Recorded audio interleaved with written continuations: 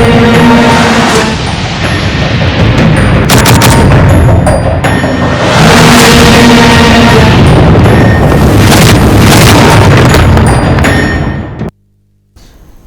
Welcome to 99 TV face off with వాసుదేవన్కి స్వాగతం. So Congress అధికారంలో ఉంటే ఆ రాష్ట్రంలో క్యాంపు రాజకీయాల సందడి మొదలవుతుందనడానికి తాజాగా తెలంగాణ ఉదాహరణగా నిలిచింది. మొన్నటి వరకు బెంగళూరులో క్యాంపు రాజకీయాలు నడుపుకున్న కాంగ్రెస్ ఈరోజు ఉత్తరాదిలో ప్రత్యేకించి జార్ఖండ్లో ఎదురైన సంక్షోభాన్ని అధిగమించేందుకని కాంగ్రెస్ పార్టీ జేఎంఎం ఎమ్మెల్యేలని హైదరాబాద్లో శంషాబాద్లోని రిసార్ట్స్కి తరలించే ప్రయత్నం మొదలైంది. బహుశా ఈ పార్టీకి చేరుతూ ఉండి ఉంటారు కూడా. గవర్నర్ బల నిరూపణకి 10 రోజుల సమయం ఇచ్చారు ముఖ్యమంత్రిగా ప్రమాణ స్వీకారం చేసిన లేడీ సోరెన్కి. ఈ లోపల ఎక్కడ ఈ హార్స్ ట్రేడింగ్ జరగకుండా ఉండటం కోసం అని చెప్పేసి కాంగ్రెస్ జాగ్రత్తలు తీసుకుంది.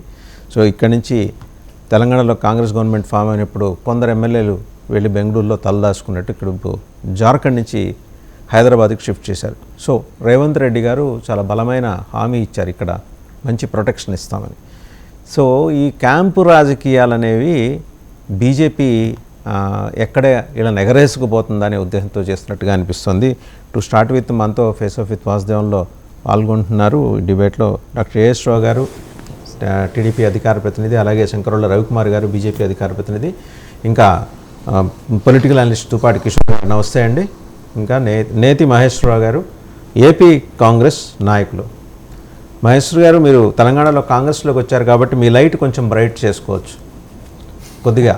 మీరు చీకట్లో ఉండాల్సిన అవసరం లేదు. మీరు రేపొద్దున ఆంధ్రప్రదేశ్లో కూడా అధికారంలోకి వస్తారేమో ఆ నమ్మకం కలిగిస్తున్నారు కాబట్టి కొంచెం బ్రైట్నెస్ పెంచుకోండి మీ దగ్గర ఉన్న లైట్.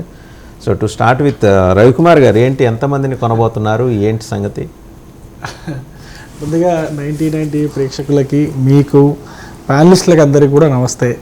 చూడండి బాసు గారు, ఈ కొనే ఏంటి అదొక అలవాటు కావచ్చు, ఎమ్మెల్యేలను కొనడము, క్యాంపు రాజకీయాలు నడపడము, ఇవన్నీ కూడా కాంగ్రెస్కు పుట్టుకతో వచ్చిన అలవాటు. ఇది అది కాంగ్రెస్ మిగతా పార్టీలో, దేశంలో ఉన్న మిగతా పార్టీలకు అంటించినటువంటి రోగం అది. అంతేగాని బీజేపీ పార్టీ ఎప్పుడు కూడా ఎమ్మెల్యేలను కొనాలి, క్యాంపులు నడిపించాలి అట్లాంటి పనులు ఎప్పుడు చేయలేదు. మా యొక్క పనిని చూసి గత 10 సంవత్సరాలుగా మోడీ గారి ప్రభుత్వాన్ని చూసి, మోడీ గారి ప్రభుత్వంలో దేశంలో వస్తున్నటువంటి మార్పులను చూసి, సంస్కరణలను చూసి, దేశం యొక్క అభివృద్ధిని చూసి, దేశంలో కలుగుతున్నటువంటి సంక్షేమ పథకాల ఫలాలు నేరుగా లబ్ధిదారులకు అందుతున్న తీరును చూసి, అదేవిధంగా అనేక రకమైనటువంటి మౌలిక వస్తువుల కల్పనను చూసి చాలామంది పార్టీలలో ఉన్నటువంటి ఎమ్మెల్యేలు బీజేపీ వైపు ఆకర్షితులు అవుతున్నారు. బీజేపీ వైపు వచ్చే వాళ్ళని మేము తీసుకున్నాం, కలుపుకున్నాం, ప్రభుత్వాలు ఏర్పాటు చేశాం. కానీ ఎక్కడ కూడా క్యాంపు రాజకీయాలు మాత్రం ఇంతవరకు మాకు అవసరం రాలేదు. చరిత్ర మొత్తం తీసుకోండి, దాదాపు 40-50 సంవత్సరాల బీజేపీ చరిత్రలో ఎప్పుడు కూడా క్యాంపు రాజకీయాలు మేము ఎక్కడ కూడా నడిపించిన దాఖలాలు లేవు. ఒక్క ఓటుతో కేంద్రంలో మాకు ప్రధానమంత్రి అయ్యే అవకాశం వచ్చినప్పటికీ కూడా దాన్ని వదులుకున్నాం. మేము అంత నిబద్ధతతో మేము ప్రజల కోసం పనిచేసాం. కానీ ఇప్పుడు కూడా ఇక్కడ కూడా కాంగ్రెస్ పార్టీ లాగా క్యాంపు రాజకీయాలు నడపలేదు. మీకు తెలుసు, ఎన్నోసార్లు మీరు చరిత్ర మొత్తం గమనించండి, ఏ రాష్ట్రంలోకి వెళ్ళినా కూడా అక్కడ ఏదో ఒకసారి చరిత్రలో ఎక్కడో చోట క్యాంపు రాజకీయాలు నడిచిన చరిత్ర ఉంటుంది. ఆ క్యాంపు రాజకీయాలు నడిపించినటువంటి చరిత్ర కాంగ్రెస్కే ఉంటుంది. కాంగ్రెస్ దాని మిత్ర పక్షాలకే ఉంటుంది, కానీ బీజేపీకి ఉండదు. నేను మళ్ళీ ఇంకో విషయం కూడా చెప్పదలుచుకున్నాను. మీకు లేటెస్ట్ ఎగ్జాంపుల్ మొన్న జరిగినటువంటి, ఇప్పుడు క్యాంపు రాజకీయాలు అంటే మీరు బీజేపీని అంటున్నారు, బీజేపీ వాళ్ళు ఎంతమందిని కొంటున్నారు అంటున్నారు. మన కర్ణాటకలో క్యాంపు రాజకీయాలు నడిచాయండి ఎలక్షన్స్ తర్వాత. డీకే శివకుమార్ గారు తన యొక్క ఎమ్మెల్యేని తీసుకొని తన పక్కన క్యాంపులో పెట్టుకున్నాడు. ఈయన సిద్ధరామయ్య తన ఎమ్మెల్యేని తీసుకొని తను సపరేట్ క్యాంపు పెట్టుకున్నాడు. అక్కడ బీజేపీ ఎక్కడ ఉందండి? బీజేపీకి అవసరం వచ్చిందా? ఏమైనా ఎమ్మెల్యేల కొరత ఏమైనా ఉండిందా? ప్రజలు తీర్పు ఇచ్చారు. కాంగ్రెస్ పార్టీకి స్పష్టమైన తీర్పు ఇచ్చిన తర్వాత కూడా అదే కాంగ్రెస్ పార్టీలో ఎవరు ముఖ్యమంత్రి అవ్వాలో దాన్ని తేల్చుకోలేక 2 క్యాంపులు ఏర్పాటు చేసుకున్నారు. అంటే నేను ఏమంటున్నా, కాంగ్రెస్ పార్టీ సొంత పార్టీలోని నాయకులే వాళ్ళ యొక్క క్యాంపు రాజకీయాలు నడిపిస్తారు. కానీ బీజేపీకి అవసరం లేదు. బీజేపీ ఎక్కడ వేసుకొని పోతుందనో కాదు, సొంత పార్టీలోని నాయకులు ఒకరికి పడక ఎవరు ముఖ్యమంత్రి అవ్వాలి, ఎవరికి ఏ పదవి రావాలనే దాంట్లో కూడా క్యాంపు రాజకీయాలు నడిపిస్తారనేది మాత్రం మనకు క్లియర్గా అర్థమవుతుంది కదండి వాసు గారు. అంతేందుకు తెలంగాణ రిజల్ట్స్ వచ్చిన తర్వాత అనేది రవికుమార్ గారు, వాళ్ళకి ఏదో భయం లేకపోతే, మీ గురించి భయం లేకపోతే ఎక్కడ మీరు ఎగరేసుకుపోతారని అంతమందిని పాపం అక్కడి నుంచి ఇక్కడ దాకా షామీర్పేట వస్తారు. ఇక్కడ కూడా మీరు ట్రై చేయొచ్చు, పెద్ద ఇబ్బంది ఏం లేదు. షామీర్పేట దూరం కూడా కాదు కాబట్టి మళ్ళీ మీరు ఢిల్లీ నుంచి స్పెషల్ ఫ్లైట్స్ వేసుకొని ఇక్కడ ట్రై చేసి చేతిలో అవకాశం ఒకటి దొరికింది. హేమంత్ సోరెన్ ఎలాగో జ్యుడిషియల్ కస్టడీకి వెళ్ళారు, వన్ డే జ్యుడిషియల్ కస్టడీకి. సో చంపై సోరెన్ ఆయన క్యాబినెట్లో ట్రాన్స్పోర్ట్ మినిస్టర్ చేశారు. ఇప్పుడు ఆయన 67 ఏళ్ళు. He is the 7th chief minister of Jharkhand state. Correct. So ఆయన చేతిలోకి వెళ్ళిన తర్వాత బల నిరూపణకి 10 రోజుల టైం అంటే యాంపుల్ టైం. ఈ లోపల మీ ప్రయత్నాలు మీరు మొదలెట్టండి అనే ఇండికేషన్ దిశగా దీన్ని గవర్నర్ ఆ రకమైన ఆప్షన్ ఏమన్నా అవకాశం వెసులుబాటు మీకు ఏమైనా కల్పించుంటారు బీజేపీకి? నేనేమంటానంటే మాకు అటువంటి ఆలోచన ఏమీ లేదు, బీజేపీ పార్టీకి అటువంటి ఆలోచన ఏమీ లేదు. ఒకవేళ ఎమ్మెల్యేలు అందరికి అనుకొని బీజేపీ పార్టీ అయితే సుస్థిర పాలన అందించగలుగుతుంది, స్థిరమైన ప్రభుత్వాన్ని ఈ రాష్ట్రంలో అందించగలుగుతుంది. ఈ రాష్ట్రంలో బీజేపీ పార్టీ అధికారంలో వస్తే ఈ రాష్ట్రం అభివృద్ధి చెందుతుంది, ముందుకు వెళ్తుంది అనుకుంటే ఎమ్మెల్యేలు అందరూ వచ్చేసి మమ్మల్ని కలుస్తారు, మా ప్రభుత్వానికి అనుకూలంగా మా పార్టీలోకి వచ్చి జాయిన్ అవుతారు. మొత్తం లెజిస్లేటివ్ పార్టీ మొత్తం మా దాంట్లో మర్జ్ అయితే బాగుంటుంది. అట్లా అయితే మేము ఖచ్చితంగా బీజేపీ పార్టీ ప్రభుత్వం ఏర్పాటు చేసే అవకాశం ఉంటుంది. నేను మళ్ళీ చెప్తున్నాను, విత్ కండిషన్. పార్టీ వస్తే బాగుంటుంది అనుకుంటే, రాష్ట్రం అభివృద్ధి చెందుతుంది అనుకుంటే, సుస్థిర పాలన అందుతుంది అనుకుంటే, స్థిరమైన ప్రభుత్వం అందుతుంది అనుకుంటే, ముఖ్యంగా అన్నిటికంటే ముఖ్యంగా అవినీతి లేని పాలన అందిస్తుంది బీజేపీ పార్టీ అని నమ్మకం ఉంటే ఖచ్చితంగా మా వైపు వస్తారు. ఎక్కువగా పోరాటం చేస్తుంది నిజమే. ఇప్పుడు నేనేమంటున్నానంటే వాసు గారు, మా యొక్క చరిత్రలో మీరు మొత్తం చూసుకోండి, ఎక్కడ కూడా అవినీతి మరకలేని పాలన అందించాం గత 10 సంవత్సరాలుగా. అంతకుముందు వాజ్పేయి గారు ఉన్న కాలంలో కూడా ఎక్కడ కూడా ఒక చిన్న అవినీతి మరక లేదు, అవినీతి మాట కూడా రాలేదు. అంటే మనం అంతేకాదు రాష్ట్రాల్లో కూడా చూద్దాం, రాష్ట్రాల్లో కూడా ఒక కర్ణాటక కొంచెం అది కర్ణాటక ఎక్సెప్షన్గా పెడితే మిగతా ఏ రాష్ట్రాల్లో, నార్త్లో కావచ్చు, సౌత్లో కావచ్చు, ఎక్కడ ప్రభుత్వంలో ఉన్నా కూడా మా పైన ఎప్పుడు కూడా అవినీతి మరకలు లేవు. అవినీతి అనే పదం మా పైన ప్రయోగించడానికి కూడా ప్రతిపక్షాలు బెంబేలెత్తిపోయేవారు. అటువంటి ప్రభుత్వాలు అందించాం, అటువంటి పాలన అందించాం. అటువంటిది మాకు అవకాశం ఇస్తాము, బీజేపీ పార్టీకి జార్ఖండ్లో అవకాశం ఇస్తాము అని చెప్పేసి ఎమ్మెల్యేలు అందరూ, మిగతా పార్టీలు ఎమ్మెల్యేలు, కాంగ్రెస్ ఎమ్మెల్యేలు కావచ్చు, మిగతా ఎమ్మెల్యేలు కావచ్చు, మాకు వచ్చి మా దగ్గరికి వస్తా అంటే కాదనము.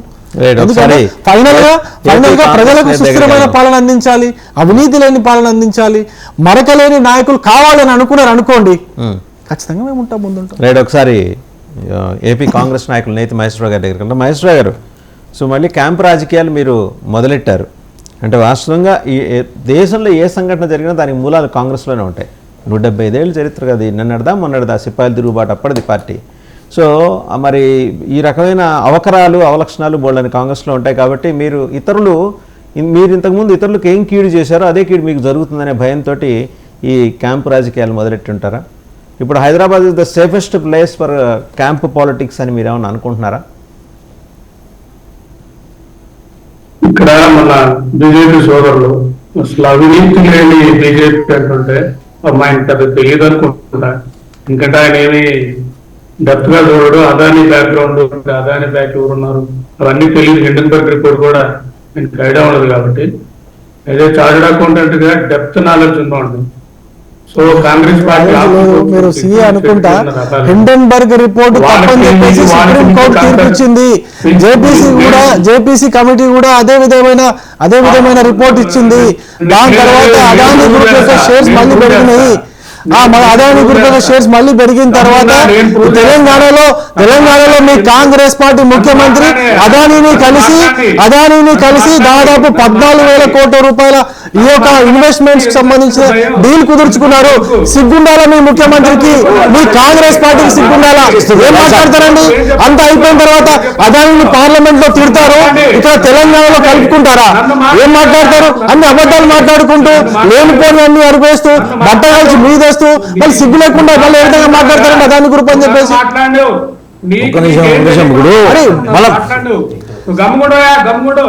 చెప్పేది మాట్లాడు. ఇక్కడ నేను రిపోర్ట్ లో స్టాక్ మార్కెట్ సంబంధించింది సుప్రీం కోర్టు ఇచ్చింది. మొత్తం హిండెన్బర్గ్ రిపోర్ట్ మీద కాదు, నీకు తెలియదు, కాసేపు ఉండు చెప్పు. ప్రాజెక్ట్ కి అదాని గ్రూప్ నుంచి 5,000 కోట్లు మనీ వచ్చాయి. పిఎంఆర్ ప్రాజెక్ట్ లో ఒక ఎంప్లాయీ లేడు. ఓకే, 5,000 కోట్లు ఎలా వచ్చాయి, దేనికి ఇచ్చారు? ఎంప్లాయీ లేని కంపెనీకి పిఎంఆర్ ప్రాజెక్ట్ దేనికి ఇచ్చారు? కొంచెం చెప్తా వాటి తాలూకా కమిటీలోకి వెళ్ళి ఒక మాట, సిగ్గు లేకుండా మీ ముఖ్యమంత్రి రేవంత్ రెడ్డి పోయి మళ్ళీ అదానితో ఎందుకు కలిశాడు? సిగ్గు లేకుండా మీ ముఖ్యమంత్రి రేవంత్ రెడ్డి పోయి అదాని ఎందుకు కలిశాడు? సిగ్గు లేకుండా ఎందుకు మాట్లాడతారు? మీరు వచ్చి మళ్ళీ ఇక్కడ సిగ్గు లేకుండా మళ్ళీ అదాని గురించి ఏ విధంగా మాట్లాడతారు? మీకు సిగ్గు అనిపించదా? ఏం మాట్లాడతారు? మీకు వేరే టాపిక్ లేకపోతే, మీకు తెలియకపోతే, మీకు జ్ఞానం లేకపోతే నన్ను ఏం చేయమంటారు? నాకు చెప్తారు ఏం చేయమంటారు? హిండెన్బర్గ్ రిపోర్టు దేనికి ప్రామాణికము? దాన్నే ప్రామాణికంగా ఎందుకు తీసుకోవాలని చెప్పేసి సుప్రీంకోర్టు ప్రశ్నిస్తే నీకేం తెలుసా? మహేష్ నీకేం తెలుసా? నీకేం తెలియదు? ఫేస్బుక్ లో పెట్టుకుంటున్నావా? నాకు అర్థం కాదు. ఫేస్బుక్ లో నువ్వు ఏది రాస్తే నిజమవుతుంది అనుకుంటున్నావా? ఏం తెలుసా నీకు? ఏం తెలుసు? చాలా తెలిసిన విషయంలో చెప్తా వింటా. నేను చెప్తా వింటావా? చాలా విషయాలు తెలిసిన చెప్తా వింటావా? నువ్వు నోట్ చేసుకో, కావాలంటే రాసుకో. నువ్వు ఫేస్బుక్ పేపర్లు పెట్టుకొని రాసుకున్నట్టు కాదు ఇక్కడ. అర్థం చేసుకో. తెలియకపోతే తెలిసినట్టు తెలిసిన విషయాల గురించి మాట్లాడు. నీకు తెలియని విషయాల గురించి మాట్లాడు. నాకేదో క్లాస్ ఇచ్చినట్టుగా నువ్వు బిల్డప్లు ఇచ్చావనుకో, నీకు రివర్సులు పడతాయి. ఏం తెలుస్తా? మీ ముఖ్యమంత్రి రేవంత్ రెడ్డి గారికి పోయి అదాని అవినీతి పరుడా కాదా అని నువ్వు ముఖ్యమంత్రి రేవంత్ రెడ్డి అడుగు. మీ ముఖ్యమంత్రి రేవంత్ రెడ్డి అడిగితే అప్పుడు చెప్తాను నీకు ఆన్సర్. నేనుగా చెప్పాల్సింది రేవంత్ రెడ్డి అడుగు చెప్తాడు. ఏం దమ్ముంటా? నీకు దమ్ముండాలా? ఏం మాట్లాడతావు? ఏం మాట్లాడతావు? ఏంటి ఏమైంది? వచ్చింది దమ్ముంటే సమాధానం చెప్పు. నన్ను మాట్లాడు. నువ్వు స్ట్రేట్ ఫార్వర్డ్ ప్రశ్న ఒకటే. నా ప్రశ్న ఒకటి, దానికి సమాధానం చెప్పు. దమ్ముంటే నీకు దమ్ముంటే నా ప్రశ్నకు సమాధానం చెప్పా బాబు. రేవంత్ రెడ్డి ఎందుకు అదాన్ని కలిసి మళ్ళీ బిజినెస్ చెప్పు నాకు. నిర్మలా సీతారామన్ లేదా మీరు చాట్ కాకుండా డోర్లో కూర్చోబెట్టో, నేను అడుగుతా వాళ్ళు చెప్తాను. నీకు తెలియనప్పుడు గమ్ముండో. నువ్వు తెలిసిన చెప్పు బాబు. నువ్వు ఏం చెప్తావు? అడిగిన ప్రశ్నకి సమాధానము స్పష్టంగా చెప్పు. నీకు తెలియదు మాట్లాడితే బాగుండదు. నీకు తెలియలేని మాట, నీకు తెలిసిన విషయం ప్రశ్నకు సమాధానం చెప్పు. దమ్ముంటే దమ్ము లెక్క పెడుతున్నావు. అదానిని పోయి కలుసుకున్నా చెప్పు. ఆన్సర్ చెప్పు దీనికి. అరే నేను చెప్తున్న ప్రశ్నకి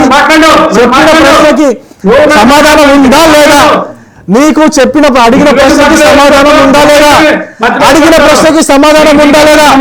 సమాధానంలో దమ్ము గిన్నె దమ్ముంటారా? దమ్ము నీ దమ్ము ఎంతో నా దమ్ము ఎంత కొట్టుకుంటా? మాట్లాడతావా? నువ్వు ఇక్కడికి వస్తా చెప్పు. నువ్వు నీ దమ్మెంతో నువ్వు ఎక్కడ ఉంటావు చెప్పు. నీ దగ్గరకు వస్తాను చెప్పు. నీ దమ్ముంటే ఏం వీక్ మైండ్? ఏం తెలీదు మాట్లాడుతుంది.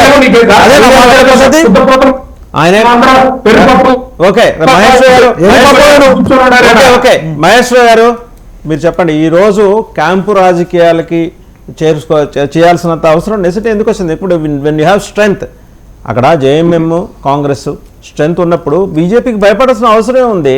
అక్కడి నుంచి హైదరాబాద్ దాకా తీసుకొచ్చి ఈ రిసార్ట్స్ లో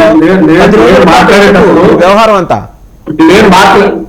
నేను మాట్లాడేటప్పుడు జనరల్ గా రాష్ట్రాన్ని చేసుకుంటే ఆయన చెప్పిన శుద్ధ కోసం బీజేపీ ఏంటో నేను మాట్లాడతా. మన మీటింగ్ లో కూడా రిపోర్ట్ గురించి మహేశ్వర గారు మాట్లాడుకుందాం. అదానీ గురించి, ఆ రిపోర్ట్ గురించి, హిండెన్బర్గ్ రిపోర్ట్ గురించి మళ్ళీ మాట్లాడుకుందాం. అది సపరేట్ సబ్జెక్ట్. ఈ రోజు సబ్జెక్ట్ కన్ఫైన్ అయ్యి చెప్పండి, క్యాంపు రాజకీయాలు కాంగ్రెస్ కి అవసరమా? వాళ్ళని ఇక్కడ తీసుకొచ్చి పెట్టాల్సిన నెసిటీ ఏమొచ్చింది?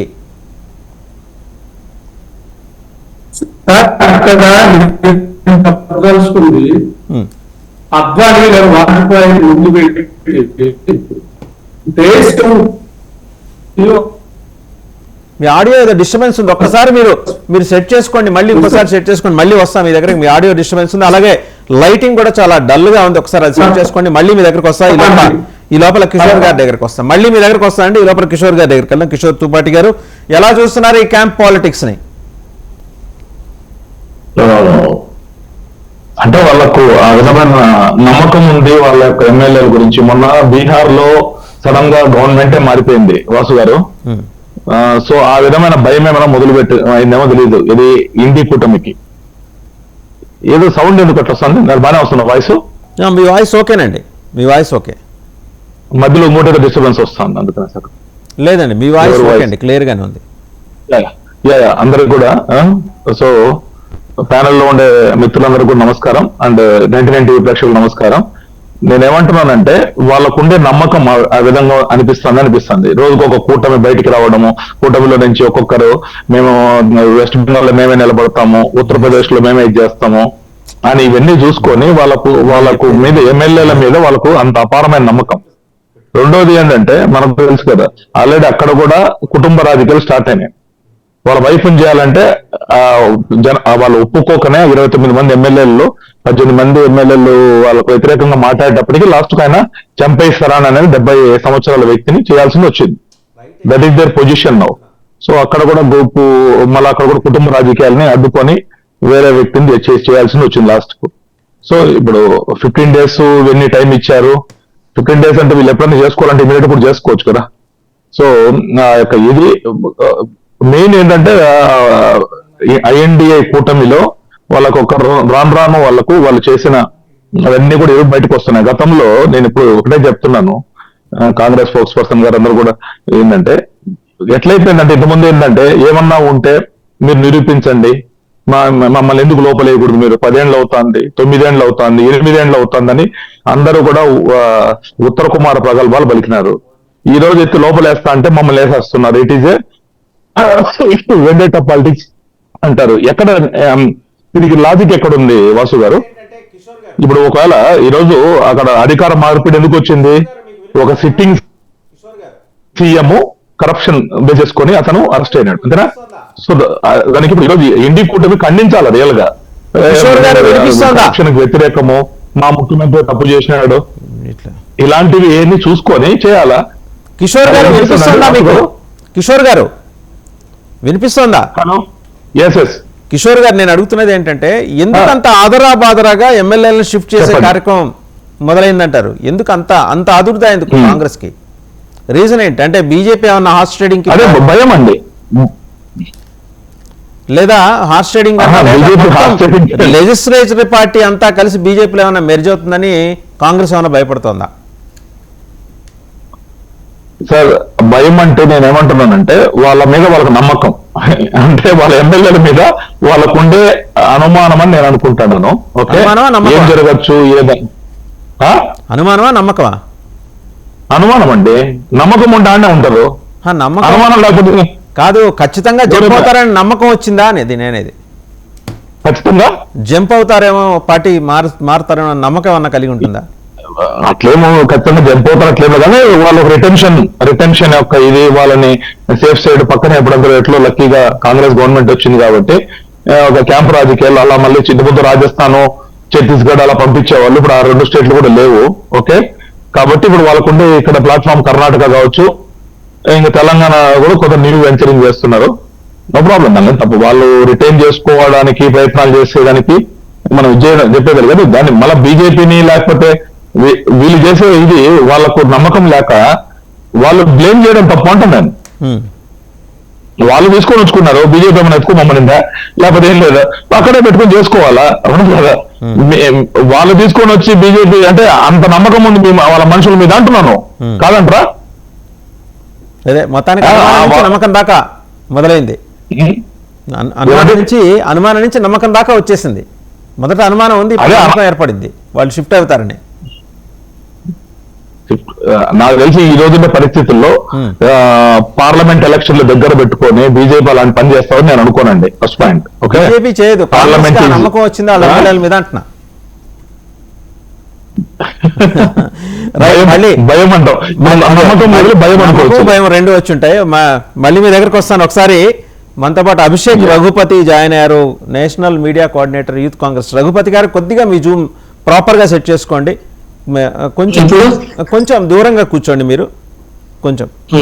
అది సో రఘుపతి గారు, ఏంటి మొన్నటి దాకా బెంగళూరులో నడిచిన క్యాంప్ రాజకీయాలు ఇప్పుడు ఏం బెంగళూరు అంత చల్లగా లేదని హైదరాబాద్కి షిఫ్ట్ చేశారు మీ ఎమ్మెల్యేలని వాళ్ళని?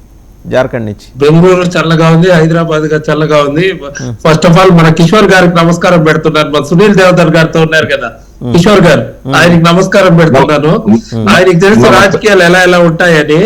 అంతా ఇప్పుడు ఎట్లయిపోయిందంటే బఫూన్ రాజకీయాలు ఎక్కువైపోయిందండి. బఫూన్లు చాలా ఎక్కువైపోయారు రాజకీయాల్లో. అంటే సునీల్ దేవదర్ లాంటి వాళ్ళు, రామ్ మాధవ్ లాంటి వాళ్ళు, సత్యకుమార్ లాంటి వాళ్ళు, మురళీధర్ రావు లాంటి బఫూన్లు చాలా మంది ఎక్కువైపోయారు. వాళ్ళకి ఎవరికన్నా వార్డు మెంబర్ కన్నా గెలిచేదానికి యోగ్యత ఉందా అని నేను అడుగుతున్నా. First of all me Congress party పరిస్థితి చూసుకోండి బాబు. ఆంధ్రప్రదేశ్ లో మొదటగా మా కాంగ్రెస్ పార్టీ పరిస్థితి చాలా బాగుందయ్యా. చాలా మంది ఎంపీలుగా గెలుస్తున్నారు, ఎమ్మెల్యేలుగా గెలుస్తున్నారు. నేను ప్రజల్లో ఎవరైనా వార్డు మెంబర్ మా కిషోర్ రెడ్డి కరెక్ట్ గా చెప్తాడు. దేవదర్ కానీ, సత్యకుమార్ కానీ, రామ్ వార్డు మెంబర్ గా రాజకీయాన్ని చాలా ప్రభావితం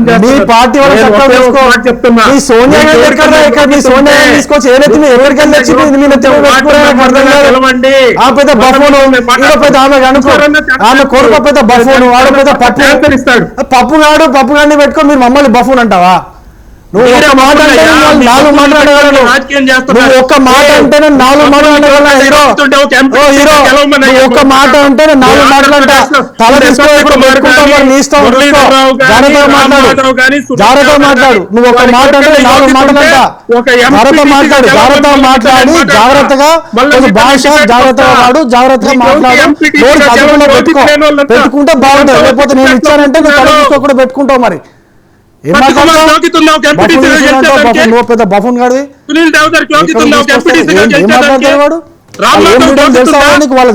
తెలుసా నీకు? వాళ్ళ చరిత్ర తెలుసా? ఏం పని చేశాడు తెలుసా? మురళీధర్ బుల్లెట్లు తిన్నాడు. బుల్లెట్లు ఆయన ఒంట్లో బుల్లెట్లు ఉన్నాయి. మీరు నక్సలైట్లు పోలిస్తే బుల్లెట్లు ఉన్నాయి. బుల్లెట్లు ఉన్నాయి కూడా దేశం కోసము, దేశ హితం కోసం ఇంకా పని చేస్తున్నాడు. అట్లాంటి బఫూన్ అంటావా? ఫుల్ ఏం తెలుసా నీకు? పాగలు గడెక్కను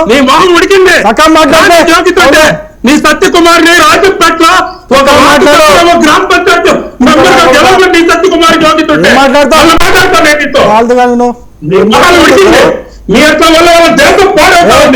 సబ్జెక్ట్ అడిగిన ప్రశ్నకు సమాధానం చెప్పాను.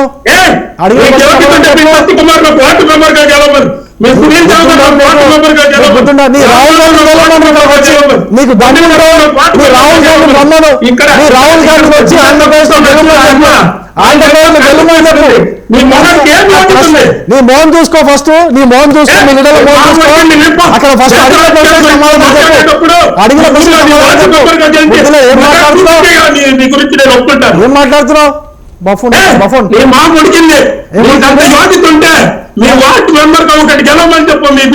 సరే గెలుస్తాడు. మీ రాహుల్ గాంధీ వచ్చి నిల్చోమన్నాడు, గెలుస్తాడు ఆయన పైన.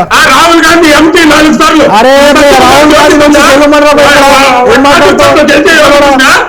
మీ సునీల్ దేవదర్ యోగితుందా? మీ మురళీధర్ రావు యోగితుందా? మీ రామ్ మాధవ్ యోగితుందా? మీ పిఎల్ సంతోష్ యోగితుందా? మీ రాహుల్ గాంధీకి ఏమో యోగ్యత ఉంది చెప్పు. రాహుల్ గాంధీకి ఏం యోగ్యత ఉంది? సౌత్ ఇండియాలో ఏం యోగ్యత ఉంది చెప్పు. గాంధీ పక్కన పేరు పెట్టుకుంటే రాహుల్ గాంధీ గాంధీ అని పేరు పెట్టుకుంటే సరిపోతుందా? గాంధీ అని పేరు పెట్టుకుంటే యోగ్యత బాబు నాకు చెప్పిన గాంధీ అని పేరు పెట్టుకుంటే యోగ్యత ఉన్నట్టేనా? గాంధీ అని పేరు పెట్టుకుంటే బుద్ధి లేక మాట్లాడుతున్నావు. తాగి మాట్లాడుతున్నావు, నిద్ర నుంచి లేచి మాట్లాడుతున్నావు. ఏం మాట్లాడుతున్నావు? రమ్మండి గాంధీ గాంధీ వచ్చి రమ్మరా. ఏం మాట్లాడుతున్నావే? పిచ్చోళ్ళక మాట్లాడుతున్నావు. పిచ్చోడు మెంటల్ రమ్మని రా. రమ్మని రాహుల్ గాంధీ రమ్మను. రాహుల్ గాంధీ వచ్చి నిల్చోమని గెలుస్తాడు. రాహుల్ గాంధీ వచ్చి నిల్చోమని గెలుస్తాడు. రాహుల్ గాంధీ గెలిచి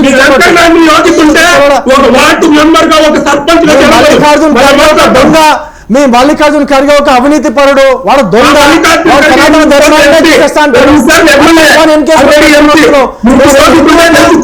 భారతీయుడువా? నీకు బుద్ధుండి మాట్లాడుతున్నావా? తల దగ్గర మాట్లాడుతున్నావు. చెప్పిపోయి అదే చెప్తా ఉంటావు మళ్ళీ మళ్ళీ. పాల్గొను నీ వెంకయ్యనాయుడు పార్టీ మెంబర్ గా గెలవమని చూద్దాం. నీకు మంచి నీ జీ నువ్వు గడుక్కో. నీకు గుర్తుందా చెప్పు, ఏదైనా మాట్లాడుకున్నావు. నీకు ఎవరికి ఉంటే ఒక వార్డు మెంబర్ గా ఆంధ్రప్రదేశ్ లో బీజేపీని అప్పుడు గడుక్కో ఫస్ట్. నీ జీ నువ్వు గడుక్కో ఫస్ట్, తర్వాత పక్కలు మాట్లాడు. ఏం మాట్లాడున్నాడు అక్కడ? అడిగిన ప్రశ్నకి సమాధానం చెప్పు. అడిగిన ప్రశ్నకి సమాధానం చెప్పు.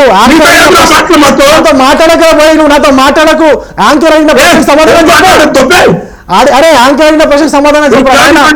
మీకు యోగిత ఉంటే మీ వెంకయ్యనాయుడిని ఉదయగిరిలో ఒక వార్డు మెంబర్ గా గెలవమని మళ్ళీ మాట్లాడారు. అభిషేక్ రఘుపతి గారు వెంకయ్యనాయుడు గారిని మనం గౌరవంగా చూసుకుందాం. ఆయన పద్మ విభూషణ్, భారత మాజీ ఉపరాష్ట్రపతి.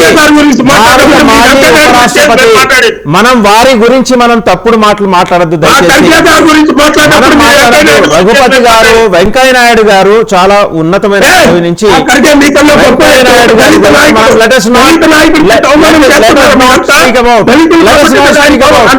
వెంకయ్యనాయుడు గారి గురించి మనం అసభ్యంగా మాట్లాడాలి.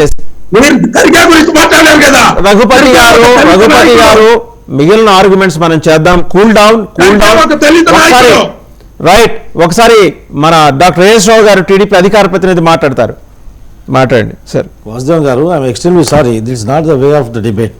ఎందుకంటే జనాలు చూస్తూ ఉన్నారు మనల్ని. మనం ఒక మాట్లాడే భాష, మనం మాట్లాడే పద్ధతి హుందాగా ఉండాలా. It should be acceptable in the society, otherwise it is very vulgarism. So ఇప్పుడు మనం మాట్లాడుతున్నటువంటి విషయం, ఈ చర్చలు, ఈ క్యాంపు రాజకీయాల గురించి మనం మాట్లాడుతున్నాం. ఈ క్యాంపు రాజకీయాలు మాట్లాడుతున్నాము. ఇప్పుడు హేమంత్ సోరెన్ గారు ముఖ్యమంత్రిగా ఉన్నారు గత 4 సంవత్సరాల నుంచి. ఈ టర్మ్ ఇంకొక సంవత్సరం అయితే వాళ్ళ పదవి కాలం పూర్తి అయిపోతుంది. ఇప్పుడు ఆయన మీద ఉన్నటువంటి మనీ లాండరింగ్ కేసెస్, అవినీతి ఆరోపణలు వచ్చిన తర్వాత ఆయన లోపలికి వెళ్తాడు, జైలుకి వెళ్తాడని చెప్పేసి ఊహించి సడన్గా గతంలో కూడా శ్రీభూ సోరెన్ గారు ఇదే విధంగా అజ్ఞాతంలోకి వెళ్ళిపోవడం జరిగింది. 10 రోజుల వరకు అజ్ఞాతంగా వెళ్ళిపోవడం జరిగింది. ఆ తర్వాత సేమ్ డ్రామా ఈ హేమంత్ సోరెన్ గారు కూడా కంటిన్యూ చేశారు. గత 10 రోజుల నుంచి ఆయన అడ్రస్ లేకుండా పోయారు. ఆ తర్వాత వారి సతీమణిని ముఖ్యమంత్రి చేస్తా అని చెప్పేసి వాళ్ళు ఉన్నటువంటి క్యాబినెట్ని, వాళ్ళ యొక్క ఎమ్మెల్యేస్ని ఒప్పించడానికి ప్రయత్నం చేసినప్పుడు కూడా అందులో విఫలం చెంది తర్వాత వాళ్ళు ఒప్పుకోకపోవడంతో ఈ చంపాయి సోరెన్ అనే వ్యక్తిని గతంలో క్యాబినెట్లో ఉన్నటువంటి వ్యక్తిని మళ్ళీ ముఖ్యమంత్రి పదవి కూర్చోబెట్టారు, ముఖ్యమంత్రి చేశారు. మళ్ళీ తర్వాత ఇప్పుడు ఆయన ఈడీ కేసులో ఎదుర్కొని, ఈడీ విచారణ ఎదుర్కొని ఆయన జ్యుడిషియల్ రిమాండ్కి వెళ్ళడం జరిగింది. ఇదంతా తతంగం ఒక వైపు ఉంటే, ఇప్పుడు క్యాంపు రాజకీయాలు అని చెప్పేసి ప్రతి ఒక్కరూ క్యాంపు రాజకీయాలు ఎవరు నడిపితే వాళ్ళు గొప్ప అని చెప్పేసి, మేము మీకంటే మంచిగా నడిపాము క్యాంపు రాజకీయాలు, మేము మీకంటే గోప్యంగా నడిపామని చెప్పేసి క్యాంపు రాజకీయాలు అని చెప్పేసి ప్రజల్లో గొప్పగా కాలు ఎగరేసుకుంటూ పార్టీల నాయకులు డిబేట్లలో కానీ బయట కానీ బహిరంగంగా చర్చిస్తున్న విషయం. ఇది ఎంత సిగ్గుచేటండి. ఈ భారతదేశంలో ఈ యొక్క పార్లమెంట్లో 1985లో యాంటీ డిఫెక్షన్ లా అనేది ఒకటి ఉంది. అది నాయకులకు, ఎన్నికై వచ్చినటువంటి ఎమ్మెల్యేలకు ఇది తెలిసి ఉండాలా. ఎందుకంటే దేశంలో పొలిటికల్ సైన్స్ చదువుకునే విద్యార్థులు చాలామంది ఉంటారు. పొలిటికల్ సైన్స్ విద్యార్థులు చదువుకున్న వాళ్ళకు ఈ యాంటీ డిఫెక్షన్ లా గురించి వాళ్ళకు ఎక్స్ప్లెయిన్ చేయడం జరుగుతుంది, ఎడ్యుకేట్ చేయడం జరుగుతుంది. What is mean of anti defection law అని చెప్పేసి అప్డేట్స్ వచ్చినాయి. డాక్టర్ ఏఎస్ రావు గారు, జార్ఖండ్ ఎమ్మెల్యేలతో సాయంత్రం తెలంగాణ సీఎం రేవంత్ రెడ్డి గారు సమావేశం కాబోతున్నారు. తెలంగాణకి మొత్తం 43 మంది జార్ఖండ్ ఎమ్మెల్యేలు వచ్చారు. ప్రతి 4 ఎమ్మెల్యేలకి ఒక కేర్ టేకర్ని నియమించింది టీ కాంగ్రెస్. ఫిబ్రవరి 5వ తేదీ ఉదయం 7 గంటల వరకు వారు లియోనియా రిసార్ట్స్లో బస చేస్తారు. ఫిబ్రవరి 5వ తేదీన స్పెషల్ ఫ్లైట్లో జార్ఖండ్ వెళ్ళబోతున్నారు. సరే, ఒకసారి అదే వాసుదేవ్ ఇప్పుడు ఏమైంది క్లియర్ గా చూసారు కదా, అంటే ప్రతి 4 ఎమ్మెల్యేలకి ఒక కేర్ టేకర్ ని నియమించింది. వాళ్ళ ప్రభుత్వం ఉంది కాబట్టి వాళ్ళు ఎక్కడ పారిపోకుండా, ఎక్కడ చేయకుండా క్యాంపు రాజకీయాలు, క్యాంపులో వాళ్ళని ఒక నిర్బంధంలో ఉంచారు. ఇది క్యాంపు కాదు, పాడు కాదు, ఒక నిర్బంధం అనుకోవచ్చు. ఇది పొలిటికల్ నిర్బంధం, ఇది రాజకీయ నిర్బంధం. ఈ యొక్క నిర్బంధంలో ప్రజలు ఇదే పొలిటికల్ సైన్స్ చదువుకుంటున్నటువంటి స్టూడెంట్స్కు, విద్యార్థులకు ఈ యొక్క టాపిక్ గురించి ఏమి ఎక్స్ప్లెయిన్ చేస్తారు? ఈ దేశంలో పార్లమెంట్లో అమెండ్మెంట్ అయిందండి, యాంటీ డిఫెక్షన్ లా ఉన్నది. ఒక సింబల్ పైన గెలిచినటువంటి నాయకులు మళ్ళీ ఇంకో పార్టీని రాజీనామా ఇంకో పార్టీకి వెళ్తే అది నేరము, అది అప్రజాస్వామ్యం అని తెలుసు. దాంట్లో టూ-థర్డ్స్ లెజిస్లేటివ్ పార్టీ 2/3 బయటికి వెళ్ళిపోతే మిత్రులు చూసాం కదా. మిత్రులు మాట్లాడుకుంటే 18 లో కాంగ్రెస్ నుంచి ఎంతమంది సార్ వెళ్ళింది? 12 డిబేట్ లో కూర్చుని మన మిత్రుడు ఏమంటాడు ఇందాక, మా పరిపాలన నచ్చితే వాళ్ళు మా దాంట్లోకి వస్తారు. అంటే మీరు పరిపాలన చేస్తారు, ప్రజలు ఆశిస్తారు, ప్రజలు వాళ్ళు పరిపాలిస్తారని ఆశించి వాళ్ళు ఓటేశారు, వాళ్ళకి మ్యాండేట్ ఇచ్చారు, వాళ్ళకి అధికారులు కూర్చోబెట్టారు. మళ్ళీ ప్రతి 5 సంవత్సరాలకు ఒకసారి ప్రజలకు అవకాశం ఉంటుంది. ఆ అవకాశం ప్రజలకే సార్, మీరు ఎందుకు తీసుకుంటారు? మీరు లాక్కోవడం, వాళ్ళు లాక్కోవడం ఎందుకు? ప్రజాస్వామ్యం అనేది ఇక్కడ ఉంది. ప్రజాస్వామ్యాన్ని పరిరక్షించడం మనందరి బాధ్యత. అది మనం ఎక్కడున్నామో, ఎక్కడ వెళ్తున్నామో, ఈ రాజకీయ వ్యవస్థ ఎక్కడ పోతుంది? ఎందుకంటే అన్ని పార్టీలు, ఒక్క పార్టీని కాదు, అన్ని పార్టీలు రేపు మెజారిటీ నామినేషన్కి వచ్చేసరికి అన్ని పార్టీలు కూడా ఈ క్యాంపు రాజకీయాల్లో పాల్పడుతున్నారు. ఈ క్యాంపు రాజకీయాలు దేశం నుంచి నిర్మూలించాలా? ఎందుకంటే రేపు భవిష్యత్తులో ఈ యొక్క greatest, biggest democracy, largest democracy in the world అంటే మనం ఒక ఆదర్శంగా ఉండాలా. ఈ యొక్క క్యాంపు రాజకీయాలతో మనకు డెమోక్రటిక్ సిస్టమ్కి ఒక మచ్చ తెచ్చిన వాళ్ళంతాం. ఈ రాజకీయ రంగంలో ఉన్నటువంటి ప్రతి ఒక్కరి పైన ఈ యొక్క బాధ్యత ఉంది. ఒకసారి మనతో పాటు ఏపీ కాంగ్రెస్ నాయకులు జాయిన్ అయ్యారు. నేతి మహేశ్వరరావు గారు, మొత్తానికి ఏంటంటే అప్డేట్, ప్రతి 4 ఎమ్మెల్యేలకి ఒక కేర్ టేకర్ని తెలంగాణ కాంగ్రెస్ నియమించింది. ఈరోజు సాయంత్రం 43 మంది జార్ఖండ్ ఎమ్మెల్యేలందరినీ కూడా తెలంగాణ ముఖ్యమంత్రి రేవంత్ రెడ్డి గారు సమావేశం కాబోతున్నారు. వారితో ఫిబ్రవరి 5వ తేదీ ఉదయం 7 గంటల వరకు వాళ్ళకి లియోనియర్ రిసార్ట్స్లో బస ఏర్పాటు చేశారు. 5వ తేదీన స్పెషల్ ఫ్లైట్లో వాళ్ళు వెళ్తున్నారు. ఇన్ని జాగ్రత్తలు తీసుకోవాల్సిన నెసిటీ ఏంటండి? అంటే వాళ్ళు ఏమైనా జారిపోతారేమన్న భయం కాంగ్రెస్ లెజిస్లేటివ్ పార్టీ జార్ఖండ్ ప్రభుత్వంలో ఆ పార్టీకి ఉన్నదా? అలాంటి భయం ఏమన్నా ఉందా? జారిపోతారు, పారిపోతారు, దొరికిపోతారు.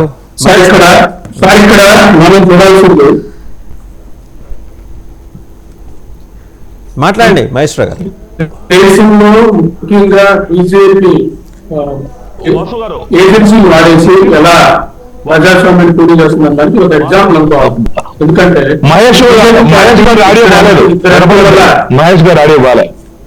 మహేష్ గారు మీ ఆడియో ఏదో డిస్టర్బెన్స్ ఉందండి. ఒకసారి మీ సిగ్నల్ స్ట్రెంత్ చెక్ చేసుకోవాలి. అస్సలు వినిపించట్లేదు. సిగ్నల్ స్ట్రెంత్ చెక్ చేసుకోండి కైండ్లీ. ఇది వస్తుంది, ఇంటరప్షన్ వస్తుంది. ఒక్కసారి చెక్ చేసుకోండి. నేను మళ్ళీ మీ దగ్గరికి వస్తాను. ఒకసారి చెక్ చేసుకోండి. మళ్ళీ పార్టీ స్ట్రెంత్ అమ్మడి పడ్డారు. వాళ్ళ సిగ్నల్ స్ట్రెంత్ కూడా అంత లేదు. రైట్. మన కిషోర్ గారు ఇందాక మీరు మాట్లాడుతున్నారు, చూశారు కదా. అంటే ప్రతి 4 మన ఎమ్మెల్యేలకి ఒక కేర్ టేకర్ని తెలంగాణ కాంగ్రెస్ నియమించింది. 43 మంది ఎమ్మెల్యేలు వచ్చారు. ముఖ్యమంత్రి రేవంత్ రెడ్డి గారు ఈరోజు సాయంత్రం వారితో సమావేశం అవుతున్నారు. లియోనియర్ రిసార్ట్స్ షామీర్పేటకి ఈ దెబ్బకు ఒక శోభ వచ్చేసింది. ఏమంటారు? సరే, అదే చెప్పేది. ఇప్పుడు క్యాంప్ రాజకీయాల వలన మనం తెలంగాణలో ఉండి డిబేట్ చేస్తున్నాము అందరం కూడా. తెలంగాణ ఇప్పుడు ఇవన్నీ తెలంగాణ గవర్నమెంట్ ఎక్స్చెక్కర్ పడదా? ఈ రోజు is not problem for Telangana government and all. ఇవన్నీ అవసరము. ఇప్పుడు ఆయన కాంగ్రెస్ పార్టీ పైసలన్నీ కాంగ్రెస్ పార్టీ చూసుకుంటుంది, గవర్నమెంట్ కి ఏం సంబంధం లేదు. అంటే ఈయన చూద్దాం. ముఖ్యమంత్రి Congress spent all those things and will come to know. Revanth గారు ట్రయల్ రన్ చేస్తున్నారు. Camp trial run, is doing trial run. అచ్చా, ఓకే. సో అదొకటి. సో వాళ్ళ జాగ్రత్తలు వాళ్ళు పడుతున్నారు. దాన్ని నేను ఇది అనడం లేదు. ఓకే, దాని గురించి వాళ్ళకు ఇబ్బందులు ఉన్నాయి. ఇవన్నీ నేను చెప్పేది. ఇప్పుడు అభిషేక్ కూడా నా పేరు చెప్పేసేసి మాట్లాడి ఇవన్నీ చేసేది. పర్సనల్ లైఫ్ పోవాల్సిన పని లేదండి. ఫస్ట్ ఆఫ్ ఆల్ ఎవరు పర్సనల్ అటాక్స్ చేయాల్సిన పని లేదు. నా పేరు చెప్పేసి సునీల్ దేవర్ గారితో ఉన్నారు, ఇవన్నీ అవసరం లేదు. ఈజ్ ఇట్ నాట్ ఈ రోజు టాపిక్ కన్ఫైన్ అయితే బాగుంటది. అభిషేక్ ఏదైనా మాట్లాడాలంటే సపరేట్ గా మాట్లాడుకోవచ్చు. ఇది కాదు పద్ధతి. నేను ఒకటి చెప్తున్నాను, నా పేరు తీసి మాట్లాడినా కూడా చెప్తున్నాను. అంటే ఇండివిజువల్ గా అవన్నీ మాట్లాడుకుంటే అందరి స్టోరీలు చాలా చెప్పొచ్చు. దాని గురించి కాదు నేను ఏం మాట్లాడుతున్నానంటే, మనము ఈరోజు topic let us confine to this. 100 టాపిక్లు ఉన్నాయి ఈరోజు. ఓకే, ఆ పాయింట్ మనం ఆలోచిద్దాము. ఒకటి, ఇప్పుడు ఈరోజు టాపిక్ వచ్చేసి దీని గురించి మాట్లాడాలి, ఇది క్యాంపు రాజకీయాల గురించి. సో క్యాంపు రాజకీయాలు అంటే నేను వాసు గారు చెప్పిన పాయింట్ అదే. నేను ఏఎస్ రావు గారికి రివర్స్ చేయాలనుకుని ఫింగర్ లిఫ్ట్ చేసినాను. ఏఎస్ రావు గారు ఏం చెప్పారంటే యాంటీ డిఫెక్షన్ లా అది ఇదే మాట్లాడుతున్నారు. యాంటీ డిఫెక్షన్ లా ఉండేటప్పుడు 23 మంది టీడీపీ వాళ్ళు వైసీపీ ఎమ్మెల్యేలు తీసుకున్నప్పుడు యాంటీ డిఫెక్షన్ లా వాడినారండి. ఏం మాట్లాడతారు ఏఎస్ రావు గారు? ఇప్పుడు ఈ క్యాంపు రాజకీయాల నుంచి ఈ యొక్క రాజకీయ వ్యవస్థలో ఉన్న ప్రతి ఒక్కరిపైన బాధ్యత ఉంది కిషోర్ గారు. నేనేం చెప్తున్నా, ఈ యొక్క వ్యవస్థని మార్చే బాధ్యత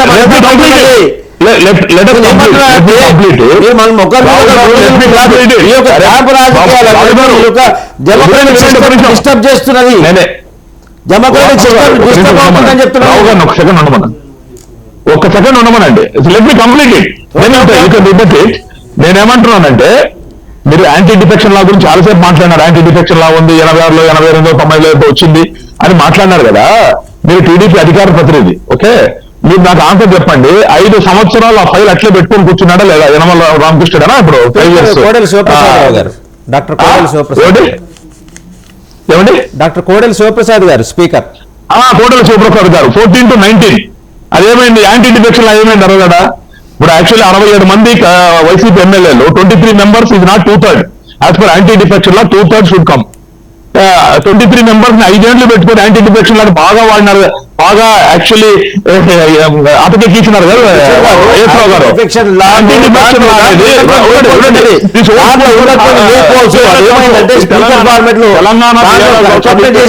స్పీకర్ కంప్లైంట్ చేసిన దాని రైట్ సైడ్ స్పీకర్ ఉన్నది. స్పీకర్ దాన్ని కలిగి ఉన్నాయి.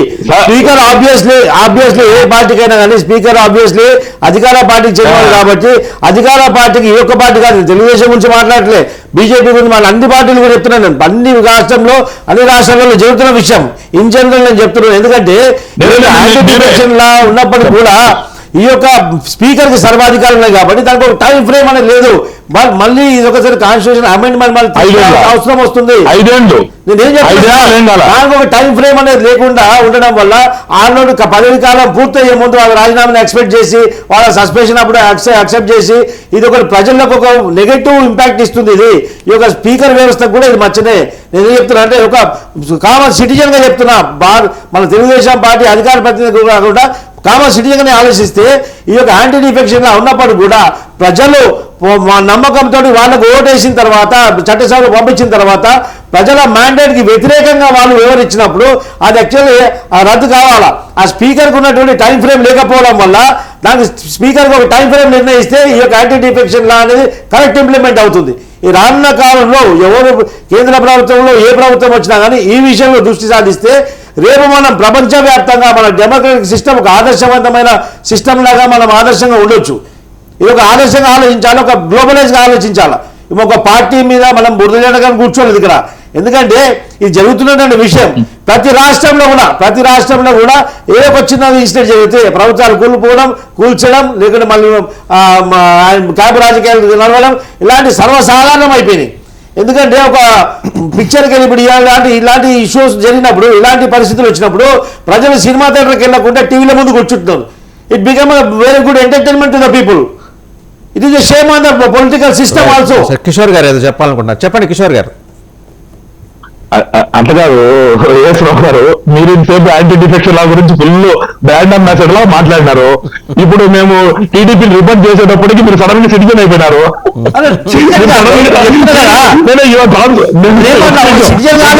సిటిజన్ లాగా ఆలోచిస్తే దానికి ఒక టైం ఫ్రేమ్ లేకుండా పోయింది. ఇప్పుడు యాంటీ డిఫెక్షన్ లాగా స్పీకర్ టైం ఫ్రేమ్ లేకుండా పోయింది కాబట్టి అందుకని చెప్పేసి ఇష్టం వాడుతుంది. ఆలోచించండి కిషోర్ గారు, ఆలోచించండి. ఒకవేళ టైం ఫ్రేమ్ ఉండింటే ఈ యాంటీ డిఫెక్షన్ లా కింద ఒక అప్లికేషన్ ఇస్తే సస్పెన్షన్ ఇంప్లిమెంట్ అవుతుందా కాదా? పార్టీ సస్పెండ్ అవుతుందా కాదా? అనర్హులైన పడుతుందా లేదా? అట్లా కాదండి, మళ్ళా దానికి టైం ఫ్రేమ్ కాదా? మారల్ రైట్ లేదా? మారల్ రైట్ లేదా అంటున్నాను. ఎట్లుందంటే మారల్ రైట్ లేదా కాదండి. ఇప్పుడు కన్వీనియంట్ గా మనం మాట్లాడతారు సార్. ఇప్పుడు 4 ఎమ్మెల్యేలు ఆదినారాయణ రెడ్డి గారు, అమర్నాథ్ రెడ్డి గారు వీళ్ళందరూ కూడా they were in TDP cabinet being YSRCP symbol తోటి గెలిచి 4 మినిస్టర్లు అయినారు. తెలంగాణలో కూడా అలా జరిగింది. అప్పుడు మాత్రం మీరు సిటిజన్ కాదా? కిషోర్ గారు ఆంధ్రప్రదేశ్ లో ఒకటే కాదు, ఇప్పుడు రఘురామ కృష్ణరాజు గారు కూడా అక్కడ ఆంధ్రప్రదేశ్ వైసీపీ సింబల్ మీద పార్టీ సింబల్ మీద గెలిచారు కదా, అది ఏమైనా పనిచేసి ఇచ్చారా? ఆయన సొంత ఎన్నికైన నియోజకవర్గం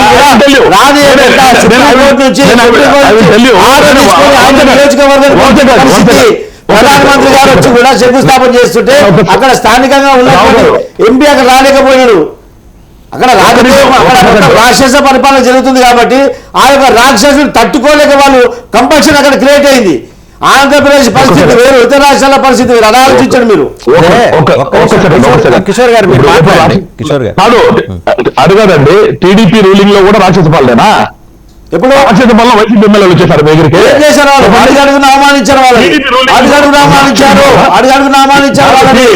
వాళ్ళు అవమానం భరించలేక ప్రజలతో ఎన్నికై కూడా ప్రజలు పోలేకుండా పరిస్థితి క్రియేట్ చేసింది కాబట్టి పార్టీలోకి వచ్చారు వాళ్ళు.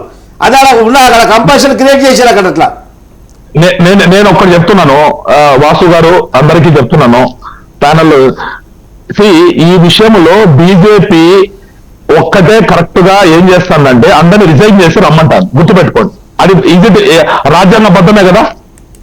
రిజైన్ చేసి రావడం, ఈటల రాజేంద్ర గారు రిజైన్ చేసి వచ్చారు, కోమటిరెడ్డి రాజగోపాల్ రెడ్డి గారు రిజైన్ చేసి వచ్చారు. మీరు ఎత్తుకోండి, ఎక్కడ కర్ణాటకలో 19 మంది ఎమ్మెల్యేలు కర్ణాటకలో వాళ్ళు రిజైన్ చేసి వచ్చారు, మధ్యప్రదేశ్ రిజైన్ చేసి వచ్చారు, ఎక్కడైనా ఇంక్లూడింగ్ గోవాలో కూడా రిజైన్ చేసి వచ్చారు.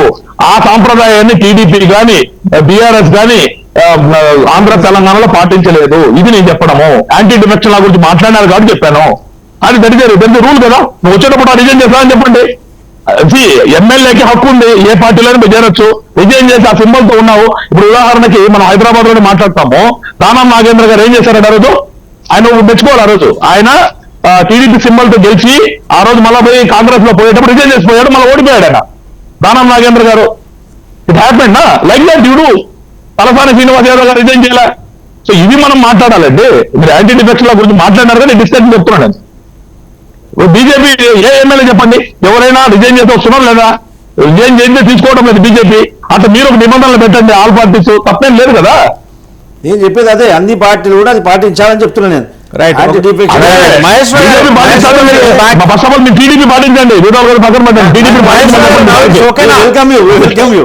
మహేశ్వర్ గారు మళ్ళీ వస్తాను సార్. మహేశ్వర్ గారు ఇస్ బ్యాక్ అండి. మహేశ్వర్ గారు నా సిగ్నల్ ఓకేనా ఇప్పుడు? రైట్. 2 సార్లు పోయింది సిగ్నల్. వాళ్ళు 40 ఎమ్మెల్యేలు ఆ ఫ్లైట్ లో రావటం కాదు కానీ సిగ్నల్ ని బాగా వీక్ చేసి పారేశారు వాళ్ళు. వాళ్ళు వస్తున్నారని వీళ్ళే వీక్ చేశారు. ఎక్కడో అండ్ కనెక్టివిటీ ఉండబోదు జార్ఖండ్ తోనే మనకు. మహేశ్వర్ గారు మాట్లాడండి అన్న లెటర్ నోట్. సార్ ఇక్కడ నేను చెప్పదలుచుకుంది, నేను మాట్లాడేటప్పుడు ముఖ్యంగా ఈ రావు గారు వాయిస్ కొంచెం ఓకే కానీ నేను చెప్పాను సార్. ఇప్పుడు 2 సీట్లతో ఓడిపోయారని ఆ రోజు సానుభూతితో 99 లో ఆ టైంలో మనందరం కూడా బీజేపీ రావాలని, అంతే విలువతో ఉన్న రాజకీయం దేశంలో ఉందనే దాని మీద చర్చ జరిగి దాని మీద ఆయన మళ్ళీ అధికారంలోకి వచ్చిన పరిస్థితి బీజేపీ పార్టీ. అంటే అద్వానీ గాని వాజ్పేయి గాని ఆ తరం అట్లాంటి వాతావరణం. ఇక్కడ దేశ ప్రజలకు ఆ రోజు అర్థం కానిది ఏంటంటే వీళ్ళిద్దరిని ముందు పెట్టి వెనక వీళ్ళంతా ఉన్నారని వాళ్ళకి అర్థం అవ్వలేదు ఆ రోజు. ఇప్పుడు వచ్చేకి ఏంటంటే మెయిన్ మనం చూస్తే ఇప్పుడున్న ప్రధానమంత్రి ఎవరైతే ఉన్నారో ఆయన కానీ అమిత్ కానీ పిక్ అండ్ చూస్ పద్ధతి ప్రకారం వెళ్తారు. అంటే ఈడీ ఉంటుంది. ఈడీ జనరల్ గా అందరి మీద దాడి చేయొచ్చు. నేను చెప్తున్నాను ఇప్పటికీ ఒక రాజకీయ నాయకుడు 100 కోట్లు 50 కోట్లు ఖర్చు పెడుతున్నాడంటే ఈ రాజకీయ నాయకుడు 100 కోట్లు 50 కోట్లు ఖర్చు పెట్టే వాళ్ళు ఈడీ కేసులు ఉండవండి. ఈడీ కేసులు ఉండవు ఆయన ఖర్చు పెట్టే వాళ్ళకి. నేను అనేది వ్యవస్థలో మనం అవసరమైన వారి మీద దాడి చేస్తూ ఉంటే ఏంటంటే ప్రజాస్వామ్యాన్ని చంపే ప్రాసెస్ ఉంది కాబట్టి ఇక్కడ ఈడీకి ఆ వేళ వాడుకోవటం. ఇప్పుడు మీరు అన్నారు కదా వీళ్ళందరినీ లాక్కెళ్లాల్సిన అవసరం ఏంటంటే 2 ఉపయోగిస్తారు, ఒకటి మనీ లేదా ఇవ్వకపోతే ఈడీ కేసు లేదు ఒకటి లాగేయటం. అంటే వాళ్ళని ట్రాకింగ్ లో పెట్టిస్తారు ఆల్రెడీ. ఎందుకంటే అది శాతం మాకు తెలుసు ట్రాకింగ్ ఎడ చేస్తారు, మొత్తం డేటా అంతా తీసుకునేది దగ్గర పెట్టుకుంటారు, అవసరమైనప్పుడు చూపిస్తారు. మనం చూపించినప్పుడు ఏదైతుంది మినిస్ట్రీ వీళ్ళంతా కూడా భయపడి వన్ సైడ్ అంటే ఇక్కడ మనం ఆలోచించాల్సింది కాంగ్రెస్ పార్టీ కంటే మా పార్టీ కంటే 2 స్టేట్లు ఉన్నాయి, తెలంగాణ లేదా కర్ణాటక ఉంది కాబట్టి ప్రొటెక్షన్ కోసం పాపం వాళ్ళు బయట తీసుకొచ్చారు. అది ఒక చిన్న పార్టీ ఉంది, ఒక పార్టీ ఏ పార్టీ, ఆ పార్టీ నేషనల్ పార్టీతో సంబంధం లేదు, ఆ పార్టీ ఒకటి ఇండిపెండెంట్ పార్టీ, ఆ పార్టీ ప్లేస్ లో బీజేపీ ఉంది, ఇంకా పార్టీ ఏముండదు. లైక్ శివసేన ఉంది, శివసేన మొత్తం లాగేశారు కదా, శివసేన బాగా శివసేన ఎక్కడ ఉంది ఇప్పుడు అంటే ఇక్కడ మనం చెప్పాల్సింది ఏంటంటే ఇది సిగ్గుసేడు దేశానికి. ఎందుకంటే ఎమ్మెల్యే పోతారని బయట క్యాంపెయిన్ చేస్తాం, గిన్నెల గారు మాట్లాడుతుంది, వాతావరణం క్రియేట్ చేసిన వాళ్ళు మాట్లాడు. నిన్న కూడా ఎప్పుడో మాట్లాడాడు, కోర్టు చాలా పకడ్బందీకి పనిచేస్తున్నాయి. అంటే ఇలా భాష ఉంటా ఉంటే ఒక్కోసారి నాకే ఎంత హరిచంద్రుడు కూడా ఎంత గొప్పగా ఉండడం అనిపించింది, పొలపేసుకోండి అంత గొప్పగా మాట్లాడతాడు ఆయన. సో ఇక్కడ నేను చెప్పదలుచుకుంది ఈడీ ఈ 10 సంవత్సరాల నుంచి నేను మాట్లాడుతున్నా, వనగూరు విజయవాడలో మీటింగ్ పెట్టాం, రక్షకులే దక్షకులు అవుతున్నారా, రాజ్యాంగ రక్షకులే దక్షకులు అవుతున్నారంటే ఒక ఐపీఎస్ అయిన వ్యక్తి రాజ్యాంగం మీద ప్రమాణం చేసి వాళ్ళకు మెథడ్ ఉంటుందండి, వెరిఫికేషన్ మెథడ్ ఉంటుంది, చెకింగ్ ఒక మెథడ్ ఉంటుంది, ఒక సిస్టమ్ ఉంటుంది. ఎవరు పెట్టాలి కదా, నాకు నచ్చిన వాళ్ళ మీద ఈడీ కేసులో నచ్చిన వాళ్ళ మీద అది కాదు. నువ్వు చెప్పావు ఓకే ఎవరి మీద కేసు పెట్టావు, నేను కాదను, అట్టే ఇబ్బంది లేదు. నేను అనేది అదర్ సైడ్ కూడా ఉండాలి కదా, ఇది లేదు వన్ సైడ్ వెళ్తా ఉంది. ఒక్క నిమిషం మహేశ్వరరావు గారు, ఈడీ ఒక 10 మంది కాంగ్రెస్ నాయకుల మీద కేసులు పెడితే ఒక 10 మంది బీజేపీ నాయకుల మీద కూడా కేసు పెట్టాలంటారు మీరు. బ్యాలెన్స్ కాదు నేను అనేది కాంగ్రెస్ హయాంలోనే వీళ్ళ ఫాదర్ ఎవరైతున్నారో ఆయన మీద అరెస్ట్ చేశారు, ఆయన మీద కేసు పెట్టారు. కాంగ్రెస్ హయాంలోనే కూడా అరెస్ట్ చేశారు, కాంగ్రెస్ హయాంలోనే సో తమిళనాడులో ఉన్న కనిమల్ని అరెస్ట్ చేశారు, కాంగ్రెస్ హయాంలోనే వాళ్ళ మినిస్టర్ని అరెస్ట్ చేశారు. అంటే ఆ రోజుల్లో ఈడీ సిబిఐ అన్ని పనిచేసాయి, బాగా పనిచేసాయి కాబట్టి 2014 గెలవగలిగారు. ఆ రోజు కానీ కాంగ్రెస్ బుర్ర ఉంటే ఈ ఆలోచన కానీ చేయగలిగితే no more BJP, no more. So UPA హయాంలో ఈడీ సరిగ్గా పనిచేయలేదంటారా? పనిచేస్తున్న ఎగ్జాంపుల్ చూపారు కదా, నేను చెప్తున్నా మా కాంగ్రెస్ హయాంలో వాళ్ళ మినిస్టర్ మీద దాడి జరిగింది, ఆ బీజేపీ హయాంలో వీళ్ళు ఎవరి మీద దాడి జరిగింది. నేను అందుకే హిండెన్బర్గ్ రిపోర్ట్ గురించి మాట్లాడుతున్న రీజన్ ఏంటంటే ఆ రిపోర్ట్ చిన్నగా చదువుకోండి, ఆ రిపోర్ట్ మనీ అవుతుంటే 6,025 ట్రాన్సాక్షన్స్ అలానే ట్రాన్సాక్షన్ జరిగాయి. ఇప్పుడు ప్రూఫ్ ఇచ్చారు, అడ్రస్ కూడా ఇచ్చారు అతను ఏది హిండెన్బర్గ్. అతనికి ఏ మోటివ్ అని చెప్పొచ్చు, డేటా ఇచ్చారు అందించినప్పుడు ఈడీ దాంట్లో పని చేయాలి కదా, అట్లీస్ట్ వాళ్ళు ఒక్కడన్నా పెట్టుకోవాలి కదా, వాళ్ళు ఇదివరకు పెట్టుకున్న పరిస్థితి లేదు. మనం ఏమైనా కంప్లైంట్ చేసేవారుకో, కోర్టు కేసు ఇచ్చేవారుకో రిజిస్టర్ కేసు కూడా రిజిస్టర్ చేయాలి, సుప్రీంకోర్టు రిజిస్టర్ కేసు కూడా లాగా అవినీతిలో వేసో సో ఇది మాట్లాడుతా ఉంటే మేమంతా వినండి మంచిగా చెప్తున్నా.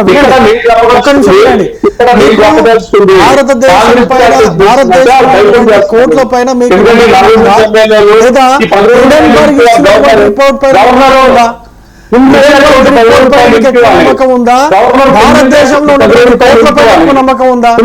హిండెన్బర్గ్ రిపోర్ట్ భారతదేశంలో ఈ విషయం చెప్పండి, మీరు ఈ విషయం చెప్పండి. మహేష్ గారు మీకు గౌరవంగా మంచిగా మర్యాదగా మాట్లాడుతున్నా, మీతో ఎక్కడ కూడా కొట్టడం లేదు, మీరు మంచి చర్చ చేస్తున్నారు, మంచి సబ్జెక్ట్ చెప్తున్నారు కాబట్టి నేను సబ్జెక్ట్ లోని విషయాలు అడుగుతున్నా.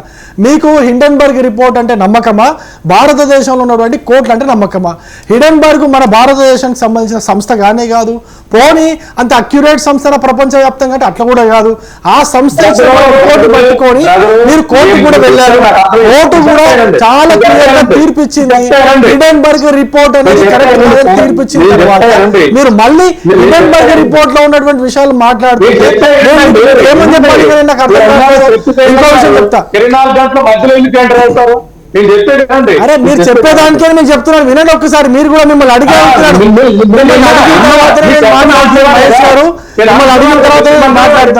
మీకు స్పష్టమైన ప్రశ్న ఏంటంటే, మీకు హిండెన్బర్గ్ పైన ఎక్కువ నమ్మకం ఉందా, భారతదేశంలో కోర్టుల పైన నమ్మకం ఉందా? ఇది చెప్పండి.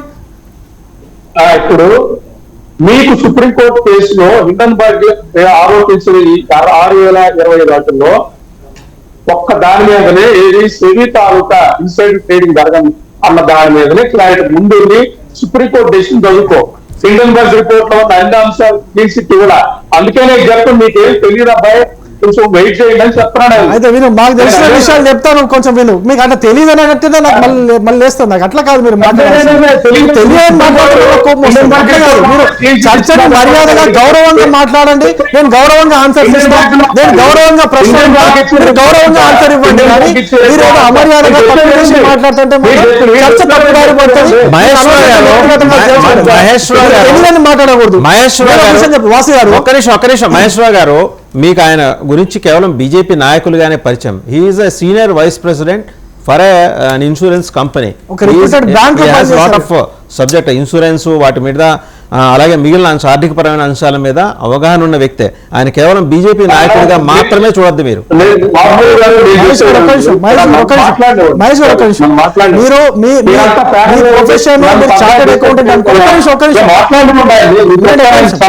నేను మాట్లాడుతాను.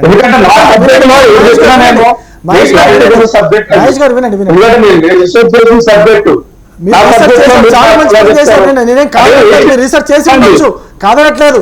మీరు ఒక ప్రొఫెషనల్గా సీఏగా, మీరు ప్లస్ కాంగ్రెస్ పార్టీ అధికార ప్రతినిధిగా మీకు ఆ గౌరవం ఇచ్చి నేను అడుగుతున్నా. ప్రశ్న ఏంటంటే, మీకు భారతదేశంలో ఉన్నటువంటి సెబీ పైన నమ్మకం లేదు. పార్లమెంట్ కమిటీ వేశారు, జాయింట్ పార్లమెంట్ కమిటీ వేశారు, దానిపై నమ్మకం లేదు. సుప్రీంకోర్టులో కేసులు వాదింపబడ్డాయి, ఆ వాదోపవాదనలు మీరు స్టడీ చేసినట్టున్నారు, వాటిపై నమ్మకం లేదు. ఫైనల్ జడ్జిమెంట్ వచ్చేసింది. ఫైనల్ జడ్జిమెంట్ వచ్చిన తర్వాత ఇక్కడ ఎటువంటి తప్పు జరగలేదని చెప్పేసి తీర్పు ఇచ్చిన తర్వాత మీరు అదాని గురించి మీరు మళ్ళీ మాట్లాడుతున్నారు. సరే, మీరు మాట్లాడుతున్నారు, ఓకే ఫైన్. నేను ఇంకో ప్రశ్న ఏం అడుగుతున్నానంటే, ఒకవేళ అదాని తప్పు చేసి ఉండింటే మీ యొక్క కాంగ్రెస్ పార్టీ ముఖ్యమంత్రి ఒక అతను అదాని ఎటువంటి తప్పు చేయలేదని ఎండోర్స్ చేసినట్టు కాదా ఆయన దగ్గర నుంచి ఇన్వెస్ట్మెంట్ రాష్ట్రానికి రప్పించుకుంటే? ఈ నైతిక టెక్నికల్ క్వశ్చన్స్ కదా, గురించి అడుగుతా ఉన్నా, మీ యొక్క నిజాయితీ గురించి అడుగుతా ఉన్నా. మీ యొక్క తెలంగాణ కాంగ్రెస్ పార్టీ చెప్పండి, ఒకవేళ అంబానీ అదాని ఒకవేళ అతను కానీ తప్పు చేసి ఉండింటే ముఖ్యమంత్రి రేవంత్ రెడ్డి గారు ఆయన దగ్గరికి వెళ్ళేసి ఆయన ద్వారా ఎందుకు ఈ ఫండ్స్ అని తెచ్చుకుంటున్నాడు, ఎందుకు ఇన్వెస్ట్మెంట్ తెచ్చుకుంటున్నాడు? ఇది ఒక ప్రశ్న. మీరు ఇంకో ప్రశ్న కూడా వేశారు, ఈడీ గురించి మీరు మాట్లాడారు. ఈడీ మీకు ఎప్పుడైతే కంప్లైంట్ వస్తుందో, ఈడీ వెబ్సైట్ మీకు తెలిసినప్పుడు మీరు ఇన్ని చూసిన వాళ్ళు ఈడీ వెబ్సైట్ కూడా వెళ్ళి చూసుంటారు. ప్రతి ఒక్క కేసు రిపోర్టు ఈడీ వెబ్సైట్లో ఉంటుంది. ప్రతి ఒక్క కేసు రిపోర్ట్ ఉంటుంది. ఎక్కడెక్కడ కేసు దాడి చేశారు, ఎన్ని ఆస్తులు జప్తు చేయబడ్డాయి, ఎన్ని కన్విక్ట్ అయ్యాయి, ఎన్ని కేసులు దాంట్లో ఎక్కడ కూడా రాజకీయ పార్టీల పేర్లు ఉండవు. మీకు ఆ లిస్ట్ లో వెళ్ళి చూడండి, దాంట్లో బీజేపీ వాళ్ళు ఎవరెవరు ఉన్నారో వాళ్ళ పేర్లు కూడా మీకు చెప్తాను. ఇదే గుజరాత్ నుంచి, గుజరాత్ లో ఉన్నటువంటి ఇద్దరు వ్యాపారస్తుల పైన వాళ్ళపైన ఈడీ అటాక్ జరిగింది. వాళ్ళిద్దరు కూడా బీజేపీకి అసోసియేట్ ఉండే, వాళ్ళని కూడా వాళ్ళ ఆస్తులు కూడా జప్తు చేశారు. మీరు అంటున్నట్టుగా కేవలం ప్రతిపక్ష పార్టీల నాయకుల పైన మాత్రమే ఈడీ దాడులు జరగట్లేదు. బీజేపీ పార్టీకి అసోసియేట్ ఉన్నటువంటి వాళ్ళపైన కూడా ఈడీ దాడులు జరిగినాయి.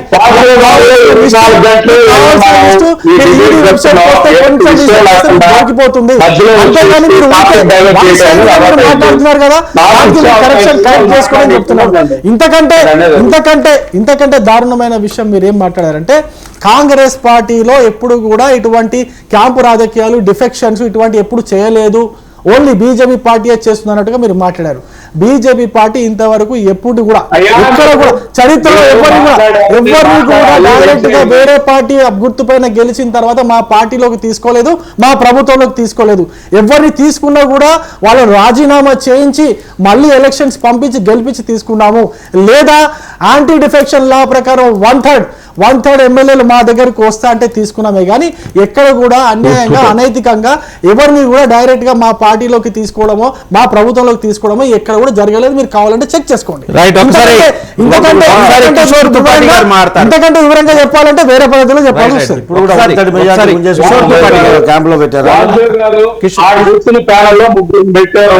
నా టైంలో 2 నిమిషాలు కూడా లేదు. మహేశ్వరరావు గారు, మీ సిగ్నల్ మొదలు మాట్లాడించాలంటే మీ సిగ్నల్ 2 సార్లు ఫెయిల్ అయింది. అందుకని ఒకసారి కిషోర్ గారు ఏదో మీకు ప్రశ్న వేస్తారు, ఆయన జస్ట్ వినండి, తర్వాత మీరే కంక్లూడ్ చేద్దరు.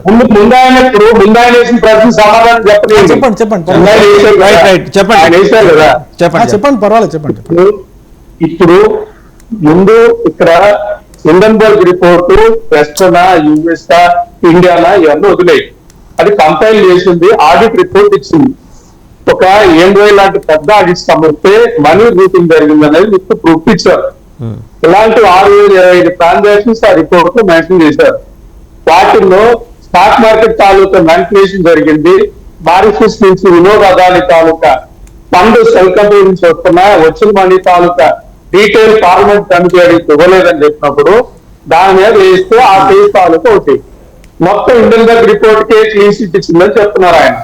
ఇంకోటి రెండోది వచ్చేసి మొన్న కూడా రాహుల్ గాంధీ గారు ఆల్ఫా డిజైన్ టెక్నాలజీ అనేది ఒక రాడార్ సంస్థకు సంబంధించిన దానికి సో అదాని గ్రూప్ నుంచి షెల్ కంపెనీ నుంచి మారిస్ నుంచి వచ్చి దాని ఏ డేటా వచ్చింది, ఎక్కడి నుంచి వచ్చింది డేటా అడిగినందుకు ట్వీట్ చేసినందుకు రాహుల్ గాంధీని మొత్తం అడవులుగా కేసు పెట్టేసి మొత్తం దేశం అంతా కూడా చర్చ మలిపిన దొరకాలి. వాళ్ళకి ఏంటంటే మొత్తం డేటా తెలియదు కాబట్టి ఆ బీజేపీ వాళ్ళు ఏదో 4 ఇచ్చిన ట్రైల్ ఇచ్చింది మాట్లాడుతున్నారు కాబట్టి నేను చెప్పదలుచుకుంది హిండన్బర్గ్ రిపోర్ట్ కింద క్షుణ్ణంగా చదివాను. 6,025 మనీ మన ఎవరు ట్రాన్సాక్షన్. ఇప్పుడు నేను చెప్తున్నా మళ్ళీ అడుగుతున్నాను ఆయన బీజేపీ ఆయన నేను అడుగుతున్నా ప్రశ్న అడుగుతున్నా హిండన్బర్గ్ లో ఆరోపించిన హిండన్బర్గ్ ప్రతి ప్రశ్నకి మీరు ఏదైతే ఉందో సుప్రీంకోర్టు సమాధానం ఇచ్చిందా, ఇస్తే దాని తాలూకు కాపీ నాకు ఇస్తే నేను మీరు చెప్తుంది ఓకే అంటాను. మీరు గారు సమాధానం చెప్పాలని ఆయన గారి కిషోర్ గారు గారు ఇద్దరు సమాధానం చెప్పాలని. కిషోర్ గారు మాట్లాడతారు ఒకసారి. కిషోర్ గారు సార్ వాసు గారు, ఇప్పుడు మధ్యలో మనం మాట్లాడే జార్ఖండ్ రాజకీయాల గురించి హిండన్బర్గ్ యాడ్ నుంచి వచ్చినా నాకు అర్థం కాల. వీళ్ళ కన్వీనియంట్ డిస్కషన్ మాట్లాడండి 100 సార్లు హిండన్బర్గ్ మీద ఒక చర్చ తీసుకుంటాం. We have a discussion. First point ఒక నిమిషం వినండి. మాట్లాడేటప్పుడు వింటున్నా విన్నామా? వినండి, ఒకసారి వినండి. మాట్లాడేటప్పుడు మేము మాట్లాడాలి కదా. ఒక నిమిషం వినండి. Have a civilised debate. Have a civilized debate. When you are speaking, keep quiet. When you are speaking, keep quiet. When you are speaking, keep quiet. When we are speaking, you wait for your turn. You wait for your turn. You wait for your turn. You wait for your turn. మాట్లాడేటప్పుడు వెళ్ళండి.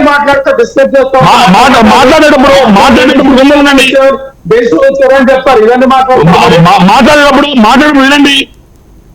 మీరు మాట్లాడప్పుడు మేము మాట్లాడమా civilise debate చేయండి. పెట్టుకోండి.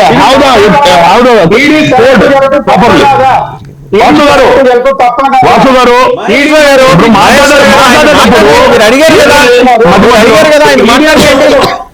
ఆయన మాట్లాడండి. మహేశ్వర్ గారు మీరు అడిగారు కదా ఆయన మాట్లాడండి. అయిపోతుంది, టైం కూడా అయిపోతుంది. వస్తుంది అసలు ఒక్క ముక్క వినపడడం లేదు ఆయన మాట్లాడింది. అడగండి, అందరు ప్యానల్లో ఉండే వాళ్ళు అడగండి ఏం వినపడుతుందో. అదే start kindly conclude Kishore. So ఇప్పుడు మనం చర్చ అది కాదు. చర్చ ఉంటే వందలాది మాట్లాడుతాము. దాని గురించి ఒకసారి చర్చ తీసుకోండి. We are ready for the debate. అంతేగాని ఆడ క్లారిటీనే లేదు. ఆయన మాట్లాడే మాటల్లో వాయిస్ లో క్లారిటీ లేదు. వాళ్ళు అసలు విషయం చెప్పండి అంటే వేరే విషయాలు చెప్తున్నారు. మనం ఈరోజు మనం జార్ఖండ్ క్యాంపు రాజకీయాల గురించి మాట్లాడుతున్నాము. ఇదే కదా టాపిక్. దాని గురించి మనం మాట్లాడుతున్నాము. అది లేకుండా ఊరంతా తీసుకొని వచ్చి హిండన్బర్గ్ రిపోర్ట్ ఆడిట్ అని మాట్లాడేది ఎందుకు? దీని గురించి ఏంటి అంటే దీని కాదు, కాంగ్రెస్ చాలా కుప్పపూస అని మాట్లాడితే 50 సార్లు కాంగ్రెస్ 356 ఆర్టికల్ ని ఇంపోజ్ చేసిన పార్టీ అది. వాళ్ళు రాజ్యాంగం గురించి మాట్లాడుతున్నారు. ఎమర్జెన్సీ ఇంపోజ్ చేసిన పార్టీ అది. వాళ్ళు రాజ్యాంగం గురించి మాట్లాడుతున్నారు. కుటుంబంలో మాట్లాడుతున్నారు. ఏం మాట్లాడాలి చెప్పండి? ఈ రోజు వాసు గారు ఈ రోజు కాంగ్రెస్ ఎంపీ సౌత్ కు ఒక వేరే కంట్రీ ఇమ్మంటున్నారు. వీళ్ళు మాట్లాడుతున్నారు దేశం గురించి. సౌత్ సపరేట్ కంట్రీ కావాలంటారు డికే సురేష్. మాట్లాడుతున్నాడు. మాట్లాడేటప్పుడు మధ్య మధ్యలో అంత ఓపిక లేదా? చెప్పేది కదా. మీరు మాట్లాడే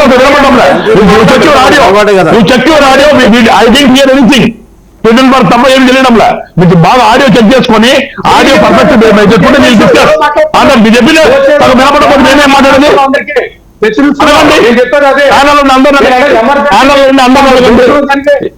voice is not clear. Voice is not clear.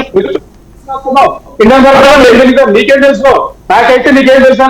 అందరికీ తెలుసు బాబు, నీకు అన్ని నీకే తెలుసు. రైట్, కిషోర్ గారు నీకేం తెలుసు? అలాగే నీకేం తెలుసు? మాట్లాడదండి. రవికుమార్ గారు, డాక్టర్ గారు, అందరికీ ధన్యవాదాలు. సో మనం let us certainly debate on Hindenburg, ఎందుకంటే మహేష్ రావు గారు దాని మీద చాలా విస్తారంగా రీసెర్చ్ చేశారు కాబట్టి ఖచ్చితంగా ఇక్కడున్న వాళ్ళు కూడా ఆర్థిక రంగ నిపుణులే. ఆ సబ్జెక్ట్ మీద సపరేట్గా తీసుకొని మాట్లాడదాం. మహేష్ రావు గారు, మీ కోరికను కాదనేది లేదు, ఎందుకంటే మీరు అధికారంలో ఉన్నారు 3 రాష్ట్రాల్లో, ఖచ్చితంగా మీ మాటను మన్నించాల్సిందే. Thank you very much for watching the debate.